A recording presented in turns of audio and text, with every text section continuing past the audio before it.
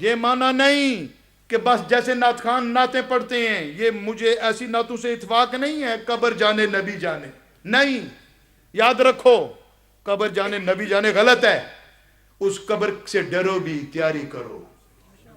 ایا لوکاں مینوں آن پتہ نہیں کیا کہ آن ڈرایا ہے، لوکاں نہیں ڈرایا، سرکار نے خود ڈرایا ہے۔ قبر سے بھی ڈرو، ہاں، الایمان بین الخوف والرجا، یہ کھلی چھٹی سنیوں کو نہ دے لیا کرو کہ بس میلاد منا لیا بس چھٹی ہو گئی، نہیں، میلاد منانے کے بعد توبہ کرو اور پکے نمازی بننے کی کوشش کرو کہ جس نبی نے سجدے سے اللہ اکبر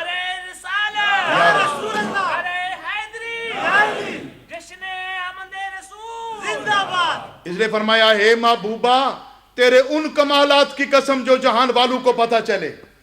یہ کال کی اوتار ایک کتاب لکھی گئی ہے، ایک ہندو پنڈت پروفیسر ہے، اس نے کتاب لکھی ہے کہ ہمارے ویدوں میں جو کال کی اوتار کا لفظ آیا ہے یہ اسی محمد کے لیے ہے جو عرب میں پیدا ہوئے ہیں۔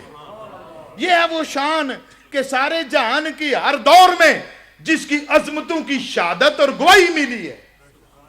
یہی وجہ، ورنہ مجھے بتائیے جناب ابراہیم علیہ السلام کعبے کی تعمیر کرنے کے بعد، کعبے کی تعمیر، جناب اسماعیل بھی آپ کے ساتھ ہیں، تعمیر کرنے کے بعد جو دعا مانگی وہ کیا تھی؟ اے اللہ ربنا اللہم ربنا وابعث فیہم رسولا، ان میں رسول بھیج۔ اب سوال یہ ہے کہ کئی ہزار سال کا وقفہ ہے کہ نہیں جناب خلیل اللہ میں اور نبی پاک میں؟ مکے والوں کے لیے کعبہ تعمیر کرنے کے بعد جو دعا کی، اس وقت ابھی مکے میں آبادی آباد نہیں ہوئی، تو دعا کیا کی کہ اس آبادی کے بسنے والوں میں وہ رسول بھیج جو ان کے لیے تزکیہ نفس اور علم کتاب اور تیری آیات کی تلاوت کرے وغیرہ وغیرہ، وہ بھیج۔ جبکہ جناب اسحاق کی اولاد میں بنی اسرائیل کن کو کہتے ہیں؟ یہ جناب یعقوب کی اولاد کو، کیونکہ اسرائیل لقب ہے جناب یعقوب کا، اور بنی اسرائیل کا معنی ہے جناب یعقوب کی اولاد، سنز آف دا یعقوب۔ تو جناب یعقوب کی اولاد بنی اسرائیل ہے، اس میں کتنے ہزار نبی آئے ہیں، لیکن جناب خلیل اللہ نے ان کا ذکر نہیں کیا مکے کی وادی میں۔ مکے کی وادی میں جو مکی آنے والا تھا اسی کا ذکر کیا۔ اور مکے میں سرکار کو کیوں پیدا کیا گیا؟ مکہ، the city of the Makkah, the land of the Kaaba is the center of the earth۔ یہ یاد رکھو، زمین کا جو مرکز ہے نا، گو زمین مکمل گول نہیں ہے، لیکن لانگیچیوڈ لیٹیچیوڈ کے حساب سے یا جتنے بھی قطب شمالی اور جنوبی کے حساب سے یہ ٹلٹ ہے، تھوڑی سی ایسے ٹیڑھی ہے، لیکن اگر آپ اس کا سینٹر ماپیں گے نا کسی بھی لحاظ سے، تو سینٹر ماپتے وقت جغرافیکلی وہی جگہ سینٹر ہوگی جہاں اس وقت کعبۃ اللہ کی عمارت ہے، سینٹر آف دی ارتھ۔ یعنی رب یوں فرمانا چاہ رہا ہے، اے کائنات والوں سمجھو کہ جس طرح یہ میرا کعبہ زمین کا مرکز ہے، میں اس میں اپنا حبیب آخری بھیج رہا ہوں جو ساری روحانیت کا اور ساری ہدایت کا اور سارے علوم کا مرکز ہے۔ علوم کا مرکز وہ، اخلاقیات کا مرکز وہ، وہاں بھیج رہا ہوں کیونکہ مرکز کو مرکز ہی سنبھال سکتا ہے۔ یہ ہے وہ محبوب آقا کی شان۔ رب نے فرمایا وَالضُّحَىٰ وَاللَّيْلِ إِذَا سَجَىٰ، تو یتیم پر میں بات کر رہا تھا۔ علامہ راضی نے فرمایا ہے یتیم اگر ہم میں کوئی بچہ پیدا ہو اس کے لیے عیب ہے، لیکن سرکار کے لیے یتیم ہونا عیب نہیں، سرکار کی شان ہے۔ کہ یہاں یتیم کا معنی کیا ہے؟ کہا جس کا کوئی ثانی نہ ہو۔ یتیم اس کو کہتے ہیں جس کی کوئی مثال نہ ہو، جس کا کوئی ثانی نہ ہو، جس کی کوئی مثال نہ ہو، اس کو یتیم، درۃ یتیمۃ کہا گیا، اس کو در یتیم کہا جاتا ہے۔ تو جس طرح جس کی کوئی مثال موجود نہ ہو، جس جیسا کوئی نہ ہو، اگر وہ در یتیم ہے تو ہے محبوب آپ کو بھی یتیم اس معنوں میں کہا کہ پوری کائنات میں تیرے جیسا حسن و جمال و خوبی والا کوئی ہے ہی نہیں، نہ کوئی ہے اور نہ ہوگا۔ جب یہ شان تھی اس محبوب آقا کی تو یہی بات ہے، کہا ہو کائنات والو لیکن یہ نہ سمجھنا جو کچھ میرے محبوب کی شانیں ظاہر ہوئی ہیں یہ نہ سمجھنا کہ اتنی ہی شان ہے، نہیں نہیں، میں نے اتنا بتایا ہے جتنا تم سمجھ سکو، ورنہ میرے یار کی شانیں وہ ہیں جن کو سوائے میرے اور کوئی نہیں جانتا۔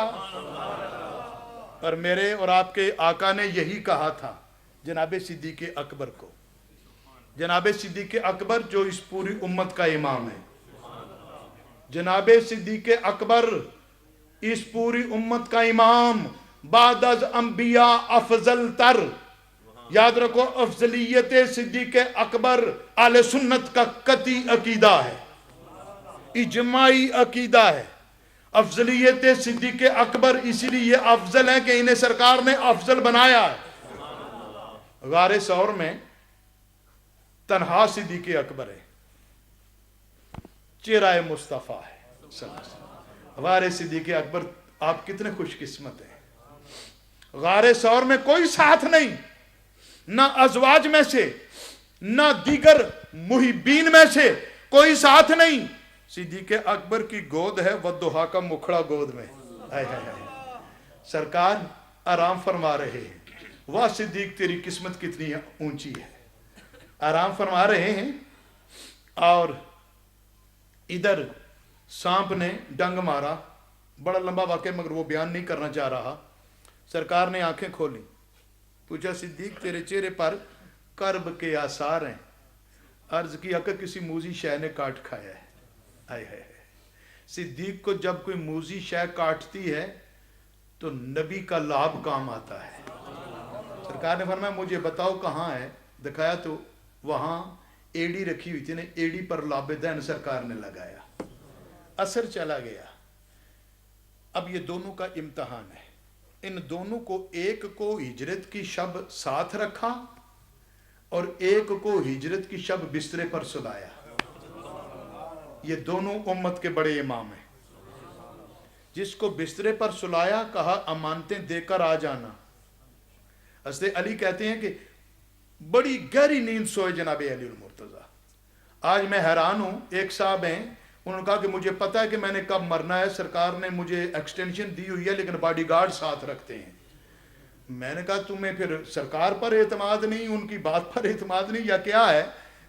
جبکہ حیدر کرار کو اتنا کہا تھا کہ امانتیں دے کر آ جانا تو پتا تھا کہ میں نے جانا ہے، تو جناب علی مرزا کہتے وہی ایک رات ہے جو میں گہری نیند سویا ہوں، کہ سرکار نے فرما دیا تھا تو اب میرا ایمان یہ تھا کہ کوئی مجھے گزند نہیں پہنچا سکتا۔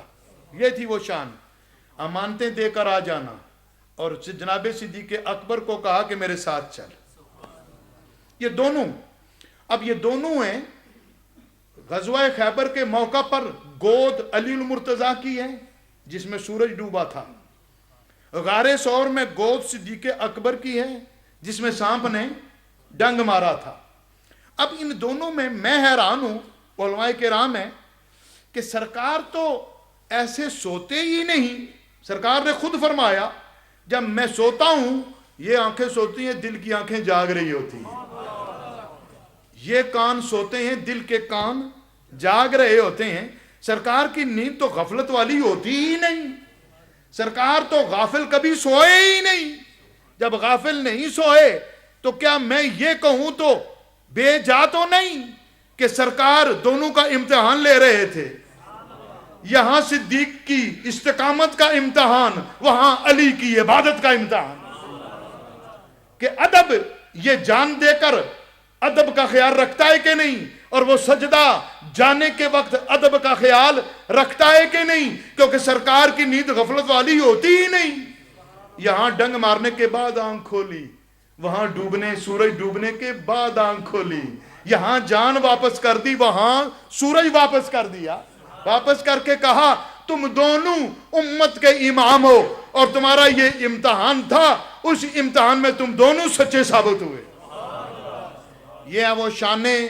لیکن اس غار ثور میں جو بات کہنے لگا ہوں کہ غار سور میں تنہا ہیں، تنہا دیدار، آئے ہائے ہائے کتنی خوش قسمتی ہے کہ والضحیٰ کے چہرے پر ٹکٹکی لگا کر بڑی محبت سے دیکھ رہے ہوں، سرکار کی آنکھیں بند ہوں، بظاہر آرام فرما رہے ہوں، صدیق بار بار اس چہرہ مصطفیٰ کا ملاحظہ فرما رہے ہوں۔ کیا شان تھی! سرکار نے کیا فرمایا؟ یا ابا بکر، اے ابو بکر، میری حقیقت کو سوائے میرے خدا کے کوئی نہیں جانتا۔ یہ انہی کو خطاب کر کے کیوں کہا؟ انہی کو خطاب کر کے اس لیے کہا کہ غار سور میں جس طرح تو نے دیکھا اس طرح کسی اور نے دیکھا نہیں، مگر مت سمجھنا کہ والضحیٰ کے مکھڑے کے سارے راز تو دیکھ چکا ہے، نہیں نہیں، میرے راز سوائے خدا کے کسی اور کو پتہ ہی نہیں۔ میرے بھائیوں، اسی لیے فرمایا والضحیٰ واللیل اذا سجا، اے محبوب قسم ہے تیرے ان کمالات کی جو روز روشن کی طرح روشن ہیں اور یہاں ہیں، اور ان کمالات کی جو ابھی رات کی تنہائی اور تاریکی کی طرح پوشیدہ ہیں اور کوئی بھی ان تک نہیں پہنچ سکا اور نہ ہی کوئی پہنچ سکے گا۔ اگر صدیق اکبر نہیں پہنچ سکے، مولا علی نہیں پہنچ سکے تو اور کس کی شان ہے؟ اور کون ہے جو پہنچ سکے گا؟ ایک بار یہ بھی احادیث میں آیا ہے، محدثین نے لکھا ہے، سیرت کی کتابوں میں ہے کہ ایک بار ام المومنین حضرت عائشہ صدیقہ نے عرض کی، یا رسول اللہ آپ کے حسن کے کچھ تھوڑا سا ہی جھلک ہی دکھا دیجئے۔ تو سرکار نے اپنے دندان مبارک میں سے ایک دانت سے پردے اٹھائے۔ پردے جب اٹھائے تو بجلی اتنی کوندی، بجلی کی چمک اتنی تھی کہ خود ام المومنین کہتی ہیں یہ اسی طرح کی بجلی تھی جس طرح کی طور پر موسیٰ نے دیکھی ہے۔ یہ ہے وہ مقام جس مقام کو کاش ہم سمجھیں، اور جب اتنی شان والا رسول رب نے دے دیا تو ہم جگہ جگہ ان کی اس آمد کی خوشیاں کیوں نہ منائیں۔ وَلَلْآخِرَةُ خَيْرٌ لَكَ مِنَ الْأُولَىٰ، اے محبوب ہر آئندہ آنے والی گھڑی تیری پہلی گھڑی سے بہتر ہوگی۔ علم یجد کا یتیمن، تجھے اس ساری کائنات میں تنہا پایا، تنہا شان والا پایا، اس تیری شان، تیرے جیسی شان اور کوئی ہے ہی نہیں، اور اپنی طرف سے لوگوں کو تیری طرف بلایا اور بلا کر کہا کہ شانیں تو دیکھو میرے محبوب کی، اس لیے فرمایا لَقَدْ مَنَّ اللَّهُ عَلَى الْمُؤْمِنِينَ إِذْ بَعَثَ فِيهِمْ رَسُولًا، اور یہی شان ہے وَرَفَعْنَا لَكَ ذِكْرَكَ۔ اللہ مجھے اور آپ کو اس محبوب آقا کی عظمتیں سمجھنے کی توفیق نصیب فرمائے۔ تیری عظمتوں سے ہوں بے خبر، یہ میری نگاہ کا قصور ہے، تیری راہ گزر پہ قدم قدم کہیں کعبہ ہے کہیں طور ہے، ما علینا الا البلاغ۔